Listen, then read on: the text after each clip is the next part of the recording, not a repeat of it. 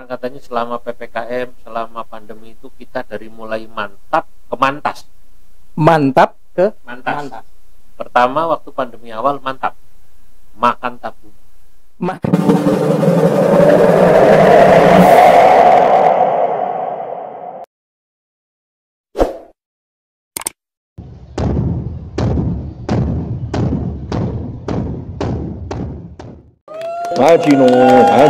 zaman now.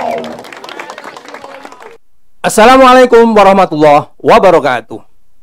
Teman-teman, sahabat-sahabat Republik Mayang, bro and sis, guys and gal, akhi ukhti ikhwan ahwat di seluruh penjuru dunia. Jumpa lagi di segmen Ngaji zaman now. Pada segmen Ngaji kali ini kita akan membahas tema cinta dunia. Boleh nggak sih? Boleh nggak sih? Boleh nggak sih? Nah, teman-teman dan sahabat Mayang, kali ini kita akan ngobrol dan bertanya-tanya pada kiai kita, guru kita, tentang cinta dunia. Gimana? Kiai sehat dan bahagia selalu. Alhamdulillah, Mbak Wisdan. Alhamdulillah, saya juga sehat, Kiai. Nah, Kiai, saya pernah membaca satu teks hadis Nabi Muhammad SAW. Oke. Hubbud dunya ra'su kulli khoti'atin. Wah, itu hadis terkenal itu. Iya. Cinta dunia itu biang segala keburukan. Oke. Bisa jadi biang segala permusuhan, biang korupsi, biang insecure, biang kerusakan, biang kriminal dan lain sebagainya. Tapi saya juga pernah baca hadis, Kiai, yang artinya kurang lebih begini, Kiai. Sungguhnya dunia itu lahan yang manis lagi hijau. Khadiratun khulwah. Nah, Bahasa itu Arab ya. dia. Saya ingat soalnya istri Itu saya dia. khulwah soalnya. Nah, ini bahasa Arabnya, ini Kiai lebih jago. Sesungguhnya Allah telah menguasakannya kepadamu sekalian. Nah, saya melihat ada sesuatu yang paradoks, ya. Di satu sisi kita dianjurkan untuk tidak berlebih-lebihan untuk cinta dunia. Tapi di sisi lain kita diberi kekuasaan oleh Allah untuk memakmurkan dunia.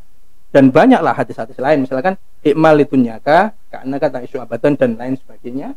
Ayat-ayat tentang kemuliaan mencari rezeki juga banyak. Nah, bagaimana Kiai menjelaskan ini, Kiai?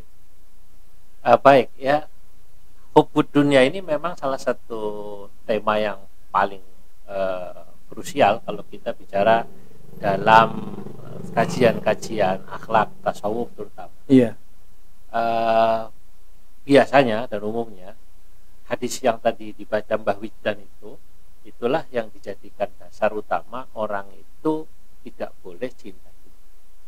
Tapi saya temukan satu penjelasan yang menarik ya, dalam sebuah kitab ya. Kitab itu ditulis sebagai syarah atau komentar atas ukapannya Ibnu Athaillah dalam Al-Hikam, ditulis oleh Ibnu Ajibah. Hubbud dunia, cinta dunia itu jelek kalau membuat seseorang lupa kepada Allah. Tapi dia menjadi positif kalau dia menjadi jalan masuk untuk hubbul akhir, cinta akhir. cinta akhirat. Iya. Jadi tergantung bagaimana orang itu menjadikan dunia, apakah sebagai ghoyah, tujuan akhir, apakah sebagai hanya wasilah perantara untuk menuju kepada Allah. Ada istilah malayatimul wajibu illa bihi bahwa wajib. Sesuatu yang tidak bisa sempurna karenanya kecuali dengan sesuatu itu, atau sesuatu yang menyempurnakan yang wajib jadi wajib juga gitu loh. Nah, ini sesungguhnya yang dijelaskan oleh Ibnu Ajibah. Kata beliau, kalau dunia itu hanya kendaraan, bukan masalah, Mbak Wijdan. Ya. Ya. Kita tahu bahwa mungkin juga Mbak Wijdan pernah dengar cerita bagaimana Nabi Sulaiman itu begitu kaya, tapi sedikit pun dunia tak ada di hati. Dia hanya ada di tangannya saja. Di tangannya, lalu sampai dia di tangannya gunakan saja. untuk memakmurkan dunia atau memakmurkan bumi, seperti yang tadi hadis dibaca. Nah, itu biasanya disebut kebalikan daripada hubud dunia zuhud. Jadi jangan dikira kemudian kalau orang kaya raya itu pasti cinta dunia. Dan juga jangan dianggap kalau orang tidak punya harta, miskin, tidak punya jabatan, tidak punya apapun, pasti zuhud. Banyak orang yang dia miskin tapi setiap malam itu bukain rekening, atau dia lihat terus di HP-nya ini rekening saya nambah apa enggak, kok enggak ada yang transfer. Jadi hobinya membaca rekening, bukan membaca buku. Iya. Atau membaca kitab. Ya. Jadi itu tergantung. Ya. Atau kadang-kadang isinya ngarep.com itu ya. Dikasih orang. Itu berarti aku butuh. Ada satu lagi Kiai. Ini kalau tidak salah perkataan Sayyiduna Abu Bakar. Ya. Hubbud dunya dzulmatun wasirajulaha at-taqwa wa bughdhuha ra'su kulli hasanatin. Oke. Apa maksudnya? Yang mau ditanyakan? Nah, apakah dengan takwa? Dengan takwa nih guys, kita bisa meminimalisir hubbud dunya. Nah, ini saya butuh penjelasan. Ini maksudnya gimana? Tentu ucapan sahabat Abu Bakar itu tak bisa diartikan sederhana. Itu memang kalimatnya sederhana, takwa. Tapi pasti prakteknya banyak. Takwa yang dalam arti sesungguhnya yang bisa membuat orang kemudian menguasai dunia hanya di tangan, tidak sampai itu takwa yang demikian. Itulah mungkin yang kemudian dipraktekkan oleh orang-orang saleh, orang-orang baik, dan itu tak selalu harus dari kalangan santri ya menurut saya. Saya banyak melihat orang-orang yang mungkin dia berangkat dari kalangan biasa, tapi sudut pandang atau cara pandangnya terhadap dunia itu yang baik. Artinya dia memandang materi seperti apa, memandang jabatan seperti apa. Itu kemudian dia luar biasa, menjadi seorang filantropis yang luar biasa, ahli sedekah luar biasa.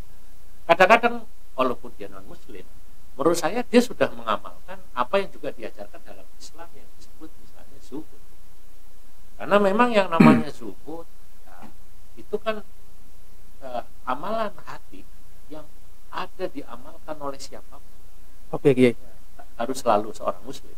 Oke, kita mengenal ada beberapa figur sufi Kiai ya. Oke. Beberapa figur sufi terkenal yang beliau pelaku zahid lah, seorang zahid lah bisa dibilang gitu kan. Kita ada sosok Abdullah bin Mubarak. Abdullah bin Mubarak itu kalau sekarang bisa dibilang crazy rich people, tapi nggak tepat kalau saya bilang crazy rich people. Yang benar mungkin good rich people. Ya. Saya pernah membaca kisah kayak contoh Syekh Abdullah bin Mubarak ini, dia itu sampai membiayai tetangga-tetangganya untuk naik haji. Tidak haji biasa Kiai, haji yang plus, ONH-nya plus. Nah, ada lagi misalkan Syekh Abdul Qadir Al-Jilani, itu beliau juga kaya. Satu lagi Syekh Abi Hasan As-Sadili. Nah, pertanyaan saya Kiai, kenapa beliau-beliau itu bisa berhasil untuk tidak menjadi budak cinta dunia, atau saya bilang Busindi, budak cinta dunia. Baru dengar saya ada istilah baru, Busindi, budak cinta dunia. Ini idiom baru ini. Idiom baru Kiai. Ini siapa yang bikin ini? Mbah Wijdan sendiri. Harus kita masyarakatkan dia ini. Busindi ya, budak cinta dunia. Iya. Oke. Kira-kira kenapa mereka kok berhasil Kiai di tengah kemewahan kekayaan yang beliau-beliau punyai gitu. Bahkan namanya Abdullah bin Mubarak atau Syekh Abi Hasan As-Sadili itu bajunya mewah-mewah. Ya kan, rumahnya mewah. Zaman dulu itu beliau tuh sudah naik kendaraan yang ditarik kuda. Zaman itu tuh sangat mewah sekali gitu Kiai. Baik, itu dimulai dari kesadaran dia memandang dunia itu apa. Kalau kita kupas kata zuhud misalnya, zuhud itu kan kalau diartikan sederhananya tidak butuh atau remeh. Kalau orang sudah menganggap sesuatu remeh, maka dia menganggap biasa saja.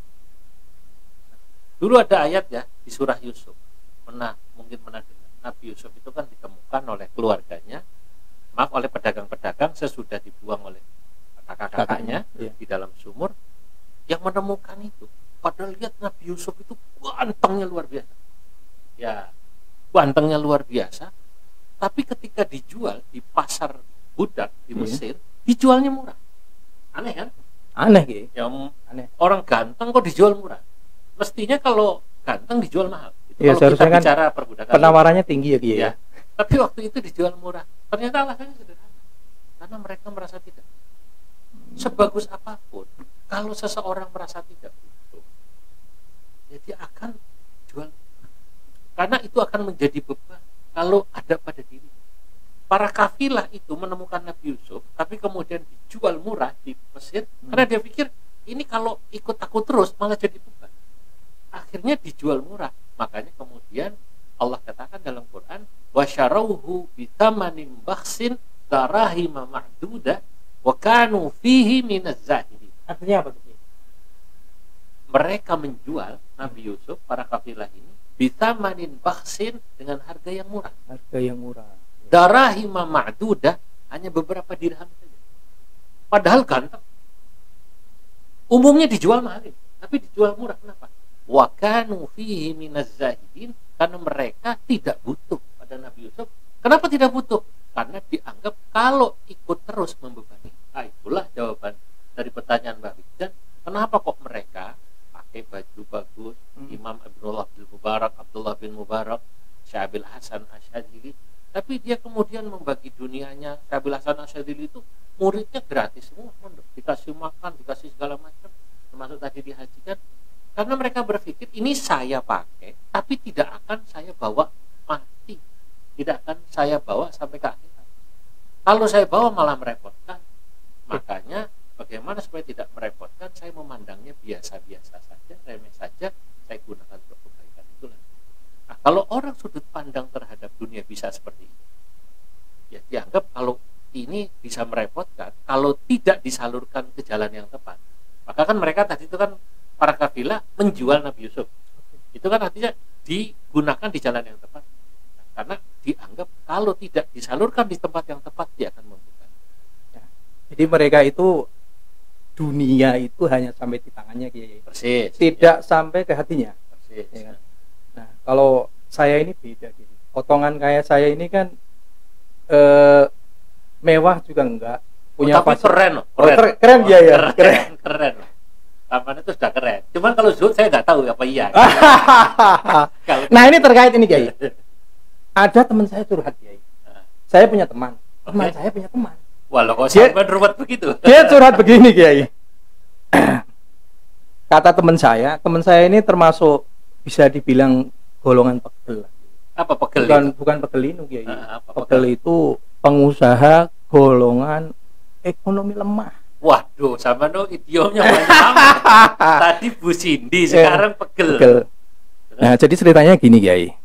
Teman saya ini kan apalagi di 2 tahun pandemi yang menimpa negara tetangga Indonesia.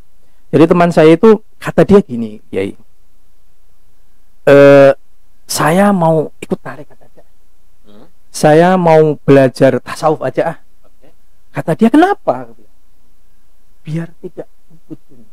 Oke. Biar tidak cinta dunia, biar tidak mabuk dunia katanya. Langsung saya bilang gini, lah kamu itu mau cinta dunia gimana? Lawang yang kamu cintai aja nggak ada, ya kan? Ngerasain dunia aja belum, sudah mundur teratur. Nah itu gimana Ki? Ya, Orang miskin boleh nggak cinta dunia?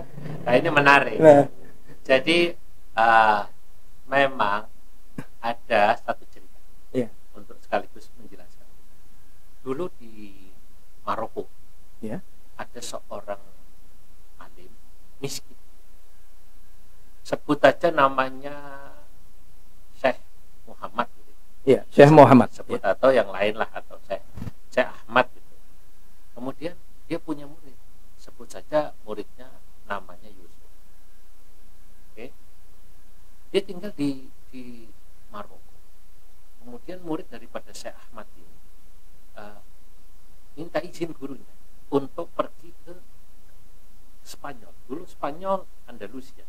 Iya deket ya Dan Maroko, itu Spanyol kan ya, deket ya. dia hanya Nah, di bisa selat Iya, namanya iya. Gibraltar iya, atau Selat Gibraltar.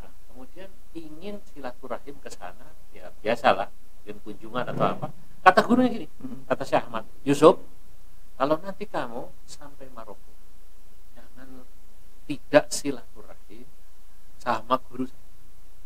Namanya Syekh Ibnul Arabi. Kebetulan beliau ini ya alim besar dan kebetulan menteri. Oh, jadi saya Ibnu Arabi itu pernah jadi menteri? Ibnul Arabi. Oh, Ibnul Arabi beda sama Ibnu Ya, Arabi. bukan, Oke. bukan. Ini Silakan. Ibnul Arabi pakai alif lam dengan Ibnu Arabi. Kalau Ibnul Arabi itu wafatnya nanti di Maroko. Kalau Ibnu Arabi wafatnya di Damsyik. Ya, ya sufi besar, penulis Futuhatul Makkiyah. Iya. Kayak Ibnul Arabi ini ahli tafsir. Tapi juga beliau seorang ya kalau bahasa kita itu kayak apa? Ya kayak menteri, kayak penasihat raja gitu.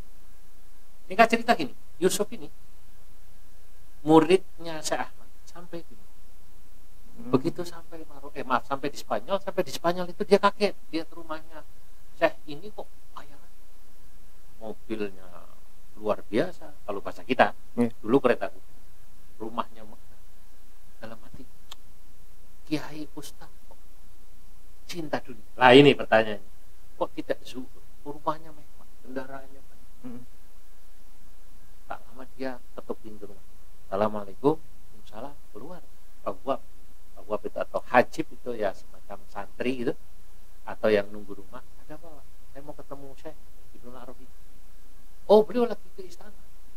Langsung santri ini Yusuf ini bilang, waduh, ini kok kiai mainannya istana. Negatif thinking. Ya, impresi pertama, wah ini hamba istana. Ya kira-kira. Bismillah komisaris. Oh, Bismillah komisaris. Ya persis Bismillah komisaris. Wah ini potongannya kiai komisaris gitu. Ini kok mainannya istana gitu. Terus Wah, gimana? terus dia mulai ada gimana ya? Mulai suudzon, berpikir tidak baik gitu.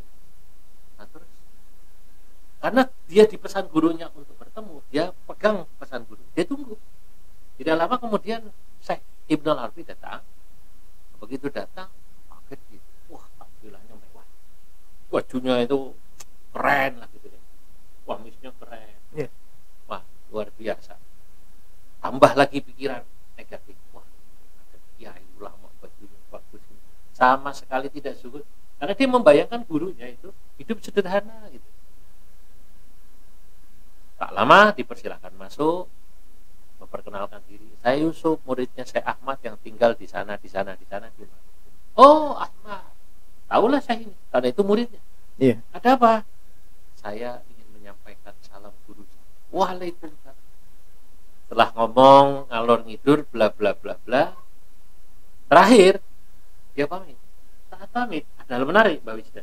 Iya. Apa tuh, Kiai? Syekh Ibnul Arabi bilang gini, Yusuf, tolong sampaikan pada guruku ya. Pertama, aku titip salam balik. Titip salam kembali pada guruku. Nah, yang kedua, tolong sampaikan pada gurumu, jangan dia hubbud dunia dan memikirkan dunia. Ini Yusuf bingung. Loh, apa nggak keliru ini katanya? Lah mestinya jangan hubbud dunia panjenengan gitu kan kira-kira. Yang luar biasa hartanya. Kenapa jadi guru saya yang hidupnya miskin gitu? Tapi karena ini amanah. Dia pulang, sambil pulang ke Maroko itu bingung antara disampaikan, tidak disampaikan, tapi amanah. Begitu sampai ke Maroko, dia ditanya gurunya. Bagaimana Ahmad? Alhamdulillah guru saya sudah bertemu Syekh Ibnul Arabi. Bagaimana? Luar biasa. Beliau kaya ya, Kiai. Oh iya, memang guru saya itu kaya raya, luar biasa. Dihormati di istana, luar biasa. Ngomong-ngomong ada pesan buat saya nggak? Lah ini nih, dia bingung menyampaikan. Sebetulnya ada, cuman saya takut salah menyampaikan. Oh tidak apa-apa. Yang pertama beliau titip salam, Waalaikumsalam.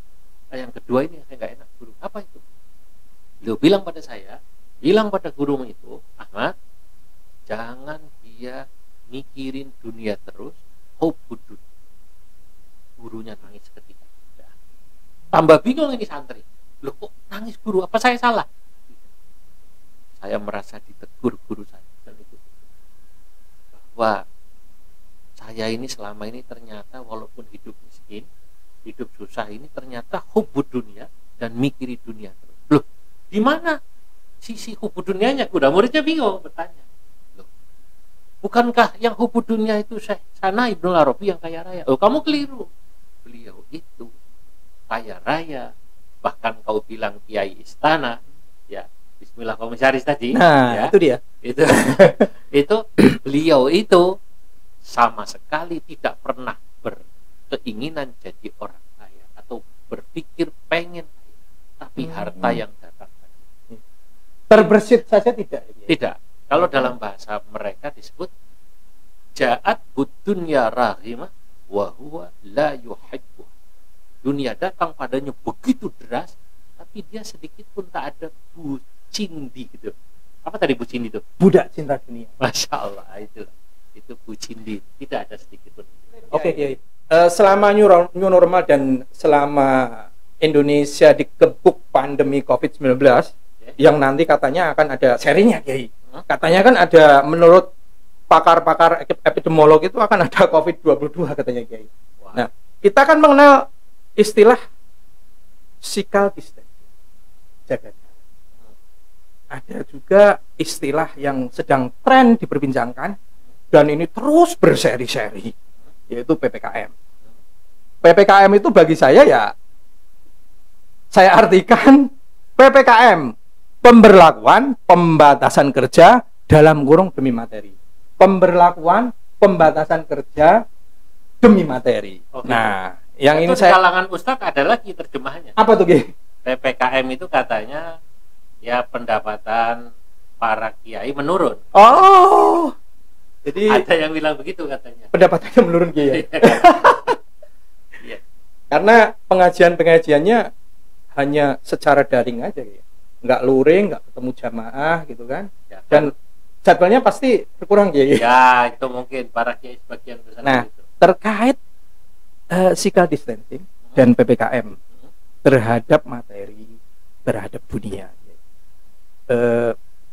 barangkali Kiai bisa menyampaikan pencerahan terkait tips untuk physical distancing atau physical dan spiritual distancing terhadap cinta dunia. Oke. Ya kita harus melihat begini, boleh jadi adanya PPKM atau pandemi ini bagian daripada kita riyadhah. Riyadhah itu kalau treatment ya, latihan. Ya, Al-Ghazali itu mengatakan begini, orang kalau dia mau katakanlah menjadi seorang yang zuhud, sehingga dia memandang dunia itu hanya sekadar wasilah atau alat untuk menuju akhirat, itu satu kan, butuh ilmu. Dia harus tadi kan memiliki wawasan apa hakikat dunia. Kalau dia tahu hakikat dunia, insya Allah dia akan tahu bagaimana dia menghadapi dunia atau hidup bersama dunia. Orang nggak bisa tidak punya dunia atau tidak bisa dia tidak butuh dari dunia. Nah, makanya seorang ulama dalam kitab tasawuf dalam bentuk syair dia katakan zuhud itu adalah ketika hatimu tidak lagi bergantung pada dunia, bukan tidak memiliki dunia gitu. Nah, kata beliau selain ilmu, Al-Ghazali bilang harus ada riyadhah. Riyadhah itu latihan, treatment ya. Nah, kita ini pada masa PPKM itu seakan-akan ini treatment yang langsung datang dari Allah, dipaksa untuk berlatih spiritual distancing terhadap dunia. Bagaimana coba kamu dikurangi dunianya? Bisa nggak kemudian tahu tidak gelisah? Bagi orang yang kemudian menjadikan itu bagian latihan, nanti dia akan terbiasa. Ketika dunia datang dan pergi, dia biasa saja, tak perlu mengeluh. Sebab kan katanya ada ungkapan, dunia dilun zahid. Dunia itu laksana awan yang menaungimu dari panas sinar matahari, yang dia bisa bergeser dan hilang gitu. Persis kadang hilang. Jadi kadang-kadang kemudian dia sama sekali tak punya atau berkurang gitu ya. Nah, kalau orang yang sudah paham ini dan dia terlatih, dia akan biasa. Nah, itu makanya mungkin pada saat pandemi PPKM orang berkurang. Ada istilah ini, video Mbak Wisda. Iya. Orang katanya selama PPKM, selama pandemi itu kita dari mulai mantap ke mantas. Mantap ke mantas. Pertama waktu pandemi awal mantap, makan tabungan ya. Makanya dari tabungan, nggak ada penghasilan. Kalau mantasnya apa, Ki? Lama-lama jadi mantas. Mantas itu makan aset. Oh, makan Jadi aset. makannya Ya. dari aset, Iya. rumahnya dijual, motornya dijual, asetnya dijual. Tapi di situ nikmat. Kalau orang sudah terlatih, biasa saja ya. Dulu juga saya nggak punya, itulah dunia.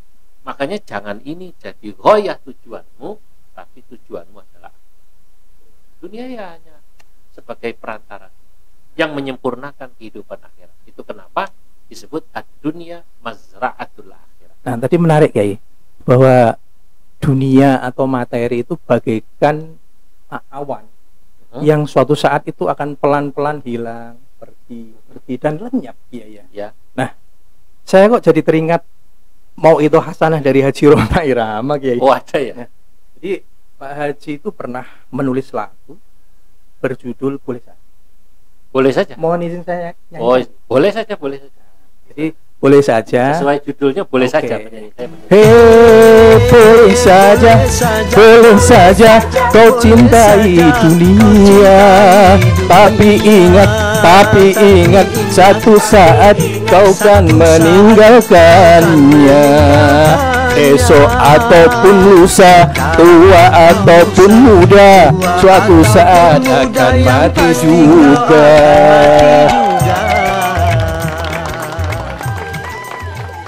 Menurut saya itu sangat sofistik itu syair itu.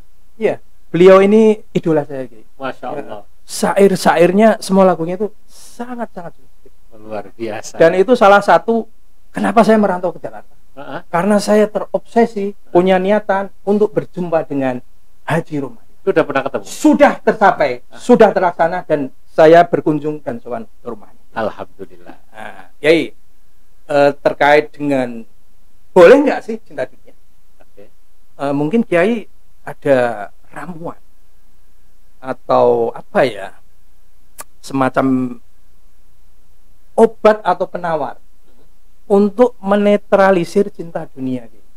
Supaya tahu kan ada ini dibutuhkan banyak orang ini, karena di tengah kondisi sulit ini orang banyak yang pragmatis dan materialis, Kiai. Ada nggak, Kiai, obat mujarab untuk menetralisir hubud dunia tadi? Baik. Orang yang sudah terkena penyakit hubud dunia itu saya memberi perumpamaannya seperti orang yang terkena penyakit diabetes. Oh, penyakit gula lagi. Gula ya kan, dunia itu kan gula Iya, tadi kan, iya, manis, manis, itu iya. kan manis kan. Manis dan menarik. Nah, Ya. kalau sudah terlalu over, dia harus dikurang. Itu sekali lagi tipsnya, dia harus mau berlatih. Tapi begini, setiap riyadhah, kata Imam Ghazali, setiap treatment latihan untuk mengobati satu penyakit, jangan kemudian langsung secara apa istilahnya mengagetkan itu. Jadi Ekstrim. harus bertahap ya. Harus gradual. Ya. Ya, kalau dia tadinya minum kopi gitu ya, sehari 2-3 kali, teh manis 2-3 kali dan itu semangat, tiba-tiba kalau suruh tidak minum teh sama sekali, pakai gula, pasti lemes. Iya, berat Nah, sekali, Kiai. Orang yang Berat, sudah Kiai. terbiasa dengan dunia, begitu juga dia kalau langsung kemudian kayak yang di awal Mas Wijdan bilang, dia meninggalkan aktivitas ekonomi, dagangnya dan lain sebagainya, langsung di masjid wiridan, pasti kaget. Ya, dia tetap misalnya mengkonsumsi katakanlah Justru gula itu, tapi Overdosis dikurangi. dan berbahaya, Kiai ya. Malah berbahaya. Nanti dia akan kaget. Pelan-pelan, nanti dengan sendirinya dia bisa mengurangi itu. Tapi itu harus dimulai dengan kesadaran.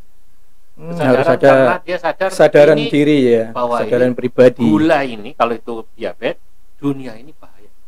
Kalau nggak saya kurangi sedikit-sedikit kecintaan saya pada dunia, ketergantungan saya pada dunia, maka saya akan bahaya. Jadi itulah, sama kayak orang ketergantungan pada gulanya, tapi dia nggak bisa langsung meninggalkan secara total. Itu tips. Itu luar biasa menurut saya, Imam Ghazali. Oke, sangat menarik dan sangat mencerahkan tips dari Kiai. Kita kan sekarang ini kan zaman digital ya, Kiai. Jadi banyak platform marketplace, ya, e-commerce dan lain sebagainya. Nah, ini harus disampaikan, Kiai, harus dicerahkan, terutama biasanya anak-anak muda ya, muda-mudi ya, dan emak-emak atau ibu-ibu, ya kan. Biasanya kan mereka acap kali susah membedakan antara kebutuhan dan keinginan. Nah, Ini terkait dengan gaya hidup, Kiai. Ya. Jadi kerjaannya check out mulu, belanja dari marketplace. Nah, mungkin ada semacam tips ya Kiai ya, untuk mengklasifikasikan, memprioritaskan mana itu keinginan, mana kebutuhan terkait tadi budaya-budaya shopping tadi di marketplace. Oke. Ya. Jadi persis menarik ini. Bicara tentang keinginan dan orang itu sebenarnya membuat dia apakah masuk pada penyakit kubur dunia adalah ketika dia tidak bisa menyeimbangkan antara kebutuhan dan keinginan. Kalau dia bisa menyeimbangkan kebutuhan dan keinginan gitu ya, sesungguhnya dia insya Allah akan selamat. Kalau memang orang butuh sesuatu, misalnya baju, kendaraan, apapun, dan itu untuk membuat dia hidupnya menjadi baik untuk kehidupan hari-harinya maupun untuk akhiratnya, orang butuh ilmu. Buat apa? Kerja, buat silaturahmi, buat ngaji, enggak masalah. Tapi dia harus ukur berapa harga yang dia bisa, berapa kemampuan yang dia mampu gitu. Dan kemudian juga seberapa kebutuhan. Jangan sampai kayak kemudian orang karena tak bisa menyeimbangkan kebutuhan dan keinginan itu kayak ada orang itu di kampung saya itu pernah istrinya begitu dia pulang, Pak, Bapak ini kan di kantor kepala bagian, terus tetangga kita itu Pak, ya Allah cuma pegawai biasa, gelangnya itu seperti pelek-pelek becak, seperti pelek-pelek becak katanya. Terus itu mobilnya Pak, ya Allah itu Pak baru saja beli baru. Jadi gelangnya kan segede pelek-pelek becak gitu. Terus? Jadi kalau pas acting itu tangannya diangkat, cringing gitu dia. Kalau segede pelek becak itu walaupun nggak gerak, pura-puranya kayak kipas-kipas baca sholawat itu, sholat gitu katanya. Akhirnya apa yang terjadi? Suaminya terprovokasi penyakit kubur dunia istri. Nah, kata suami, saya harus bagaimana? Ibu sendiri. Ya bapak yang kreatif lah. Kalau di kantor ada kabel-kabel kertas jual kenapa? Nah ini mulai karena konsumtif jadi koruptif. Iya. Ya, jadi kalau tadi kembali pada hadis awal, kubur dunia ra'su kulli khati'in, perilaku koruptif diawali dengan perilaku konsumtif. Jadi cinta dunia menimbulkan perilaku koruptif atau korupsi ya. Dan korupsi itu harus dikenakan pasal berlapis ya. Karena tidak hanya menginjak-injak Al-Quran, tapi dia menginjak dan menghina isi Al-Quran. Nah, itu dia guys. Ya. Korupsi itu kan bahasa Inggrisnya ya, bahasa Indonesia kan sebenarnya mana aslinya kan merusak. Nah itu kerap itu ya, kerap merusak itu kan bahasa artinya fasada ya. Berperilaku fasada merusak. Oke Kiai, akhir-akhir ini Kiai di sosial media itu sering trending topik ya, jadi bahan pembicaraan netizen itu terkait fenomena ikoy-ikoyan. Jadi ikoy-ikoyan itu semacam, ini biasanya dilakukan oleh influencer atau YouTuber lah gitu kan. Mereka memberikan hadiah, gift atau giveaway ke ya pengikut, follower atau friend di sosial medianya secara cuma-cuma Kiai. Nah, barangkali para influencer dan YouTuber ini kan sebenarnya mencontohkan untuk tidak terlalu cinta dunia, sehingga dia bisa menggembirakan sesama, menggembirakan followernya untuk membagikan secara gratis sebagian apa yang dia punya, apa kekayaan dia gitu kan. Nah, bagaimana Kiai melihat fenomena ini, fenomena ikoy-ikoyan, giveaway-giveayan? Ya saya nggak tahu apakah mereka itu ada pamrihnya. Nah, bagaimana Kiai melihat fenomena ini? Kalau bicara masalah niat itu kan yang paling tahu niatnya yang bersangkutan. Kita kembalikan ke mereka Kiai ya. Ya mereka niat. Iya. Ya yang pasti kan yang tahu yang bersangkutan dan Allah, Tuhan ya, paling tahu. Tapi kemudian mungkin kita hanya menilai sebenarnya itu positif apa negatif. Kalau misalnya dengan dia seperti itu kemudian membuat orang-orang lain menjadi punya perilaku yang sama, yang artinya perilaku suka bersedekah dalam arti positif, ya nggak ada masalah. Tapi kalau dari ikoy-ikoyan apa tadi, suka ngasih hadiah itu, tapi kemudian dia membuat si penerima jadi malu, ya jadi, atau bahkan ternyata sisi negatifnya juga membuat dia jadi apa ya, ria.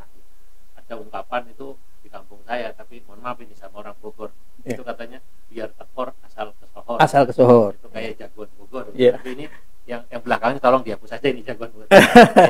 Itu kan kalau dulu ada hadis katanya atau ungkapan, berilah kau, bersedekahlah kau dengan tangan kanan, tapi tangan kiri jangan sampai tidak tahu. Nah, sekarang orang katanya bersedekah dengan tangan kanan, tangan kirinya tapi selfie gitu loh. Nah, itu satu sisi buat kalau memang tujuannya untuk mendongkrak dirinya gitu. Tapi kalau tulus tidak. Nah, kalau teknis giveaway dan iko-ikoyan ini yang saya tahu kan gini, Kiai. Jadi nanti pemenang giveaway atau pemenang iko-ikoyan itu akun medsos dia akan di-mention. Oke. Soal hadiah ya kadang ada yang disebutkan sama pemberi ya, ada yang tidak. Nah, selanjutnya biasanya si aktor ikoy ini atau si memberi giveaway ini dia akan mendm, menjapri lah gitu. Saya kira bagus juga gitu, tidak ada unsur untuk ria dan lain sebagainya. Saya tidak begitu mendalami. Oke, teman-teman dan sahabat Mayang, demikian obrolan yang insya Allah semuanya daging, nggak ada tulang-tulangnya dengan guru kita terkait boleh nggak sih cinta dunia? Boleh dong. Satu pesan lagi boleh ya? Jadi saya mengutip dalam cerita wayang itu pesan Mbah Semar ya.